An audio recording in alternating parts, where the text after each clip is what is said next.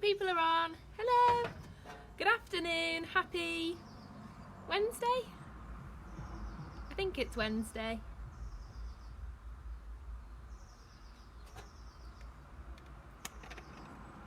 Hi Mum, Mum's on. I've been planning our backpacking trip, Mum.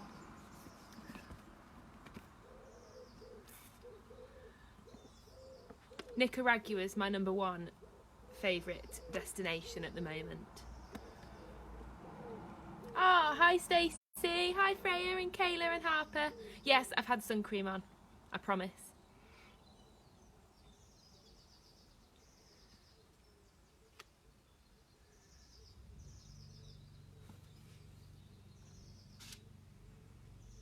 I hope everybody's had a nice Wednesday in the sun. I have moved, as you can see, I've moved my filming from the dining room to outside because I was outside this afternoon and I couldn't bear the thought of coming in, so I've just moved into the shade, but I don't know how good I can't really see the screen, so I can't really see. That might be better. I hope you can see me anyway. If not, you should be able to hear me. Also, if it's too noisy because of, it's fairly quiet here, but just type. Is Alb sunbathing? He has been. He's been in the garden for ages this afternoon, but he's gone inside now. It was a bit, he only likes the outside in small doses. Hi Lauren and Tina and JB. Hi Mrs. Naylor. And Blaine's on. Hi Blaine. Hi Steph. Amy and Emily. Hi girlies. Hi Caris. Caris is watching in the pool. Lovely. I could just do with maybe a paddling pool to put my feet in. Oh, Tina, you're absolutely right. I was going to be broadcasting on YouTube. Oh, stupid. I don't know why I completely forgot about that. Steph, Sophie and Jess are on. Oh, hi Steph and Sophie and Jess. I'll have to do YouTube next time. Oh, sun's just gone in. Yeah, I'll do YouTube next time.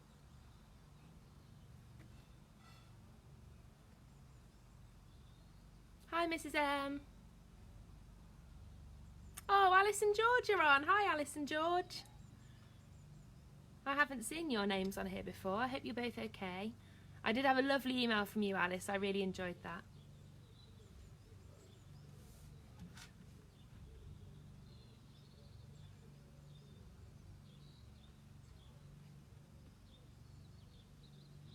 I'm just wondering if we should flip over to YouTube because people might be waiting on there. There's only 19 people on, which isn't as many as we've had recently. Oh well, I'll stay on here and then I'll post it to YouTube later anyway, so we'll be fine.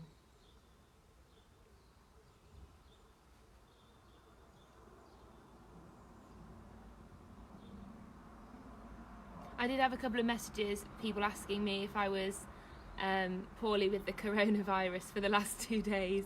I'm not, as you can see, I'm not poorly with the coronavirus. Sorry we've had a delay for a couple of days, but I'm sure it will be worth the wait for the next bit of the book this afternoon.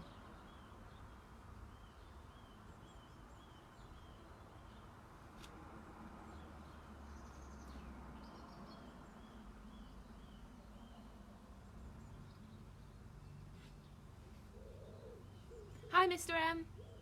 Hi Oscar and Seth if you're on as well.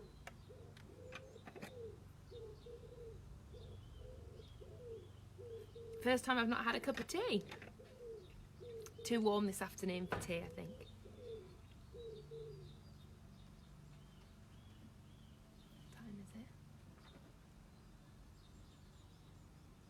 2 past.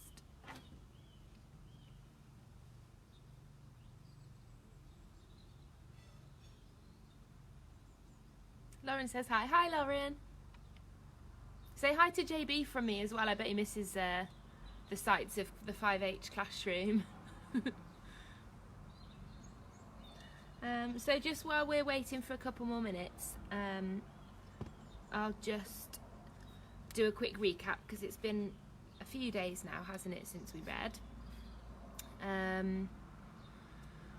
So Chaya and Neil and Nawa had been ambushed by the bandits who were working for the king's brother, weren't they? The king's half-brother, who, rumour was conjuring up an army to try and overthrow the king that nobody likes, the nasty king, in the hope that maybe the king's brother will be a nicer king.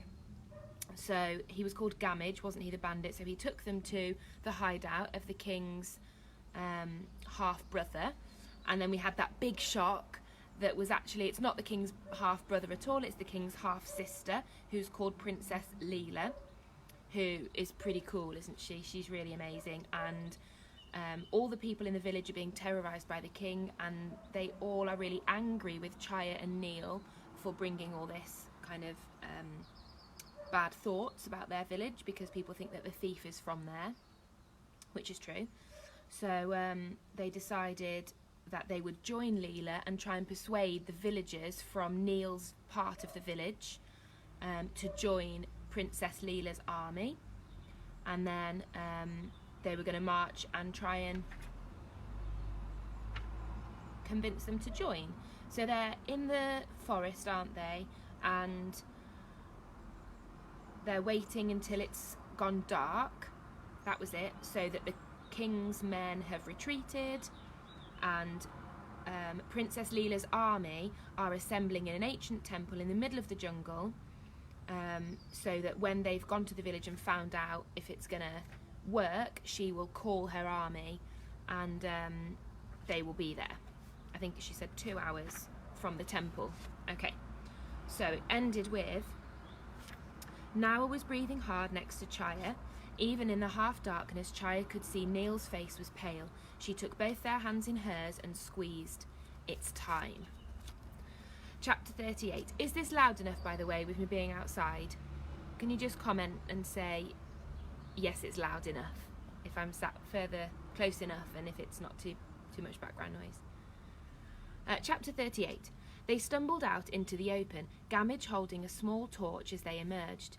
They were on muddy ground close to the paddy fields. Neil's workshop loomed silently to the right. They stumbled past the clump of papaya trees that Chaya had hidden behind. That day she watched Nawa leave with the box containing the Queen's jewels. Gamage spoke in a very low voice. Into the village now. Neil led the way, taking the path through the pineapple copse. That way they avoided Jamis and his warning horn, which he used to scare wild animals away from his crops. Spiky pineapple crowns scratched against Chaya's ankles as they walked, and Nawa suppressed a few gasps. They were approaching the village now, the rows of tiny wattle and daub houses squatting to their right and left in front of them. A gentle breeze from the river in the distance whispered through the houses, lifting up strands from their thatched roofs. Then all was still again. Chaya tried to make out the river in the darkness. There was a gentle lap-lap of water, and she could faintly see the muddy bank where Vijay was attacked by the crocodile. "Let's go to Siva," said Neil. "He's one of the village elders, so we can speak to him at first and then spread the word from there." "Yes," said Chaya. Siva was reasonable. She liked him. "It's that house there." She followed Gamage, Ramiz and Leela, and they tiptoed towards the line of houses. "This one," Gamage mouthed, holding up his torch at the door. The flame of his torch caught the thatch, and a spark licked its way across the roof. Gamage swore and flapped at it with his other hand, trying to put out the fire. Chaya started, and the scream died in her throat. The flames flared right up, and in a moment caught the roof of the next house too. Oh my goodness. So the villagers already hate them because they've had their houses ransacked looking for the jewels. Now they've gone to the village, and Gamage has accidentally set fire to the roofs of all the houses. If you can imagine what the roofs are like almost made of straw, like a thatched roof. So really, really flammable. Oh my goodness. It's like the Great Fire of London, but the Great Fire of Narissa. Chapter 39. "No!" Chaya screamed and tried to get to the door, but Neil pushed her aside and hammered on it. Within minutes, people had woken and came running from the surrounding houses. A woman with a baby came coughing and spluttering towards them and grabbed Chaya. "You! It's you who's done this! Look who's back!" she yelled. "Wait, no!" said Chaya, pulling herself away. "We came to help." "We need to get out of here," Gamage said urgently. "Come on." "No!" cried Chaya. "We need to help put this out." "We're not going anywhere," said Neil. "Princess," Gamage whispered, "we must leave." But Leela disregarded him completely. "Get him out!" she yelled at a man who was bent over a slumbering figure inside the house. "Bring him into the fresh air." "Please, Princess Leela," said Gamage. "Come on." "Nobody knows who I am," said Leela, before darting in to get the man. More doors were knocked down and people pulled out. A boy with a very singed shirt emerged, limping. "Wait a minute," said the woman to Gamage and Ramiz. "Who are you? I think I know you." At that, Ramiz melted away into the darkness. "Bandits! You're with the bandits!" screamed the woman. "They are trying to help you," said Nawa. "We don't need your help," she spat at the ground. "How dare you come back here after all the trouble you've caused?" A few other villagers surrounded Chaya, Neil and Leela. Nawa stayed on the periphery. "Listen," said Neil, speaking fast. "Hear us out. The fire was an accident. We came to help you. We know what the king did. You don't have to put up with it anymore. We have people who will fight for you." A look of pure terror flashed across the woman's face. "No! Don't you dare speak like that. We're in enough trouble as it is. We don't want you making things worse." "Please, you don't have to be afraid of the king anymore," said Neil. But a man hit him across the face and grabbed him roughly. "Stop that!" yelled Leela. "You're wasting time. We need help here. The fire is spreading further." "We've had enough of you lot and your trickery," the man said. "We're not listening to a word you say. You're all going to the king." Chaya stared at Neil in horror. The people were siding with the king. "They were with the bandits," said the woman with the baby. "Led them here to rob us all." "No, it isn't like that," said Chaya. But no one was listening. They'd got it all wrong. From the corner of her eye, she saw Nawa slip away. "Never mind about the king or the bandits," said Leela. "I tell you, we need help here. The villagers can't control this." The fire roared and caught a clump of trees, and that in turn caught another row of houses. People screamed and backed away, but Chaya's captors kept a hold of her. "It's spreading!" shouted someone. The woman with the baby screamed and ran towards the fire.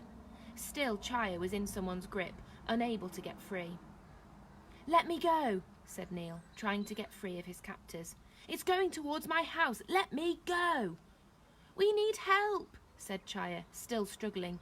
Leela was right. The villagers were struggling to contain the fire. She aimed a kick at one of them. "Let me go." The villagers were out of their depth. Some were trying to break down a door. Others were organising buckets. The fire kept spreading, the wind taking it to more houses. "Stop it!" yelled Chaya.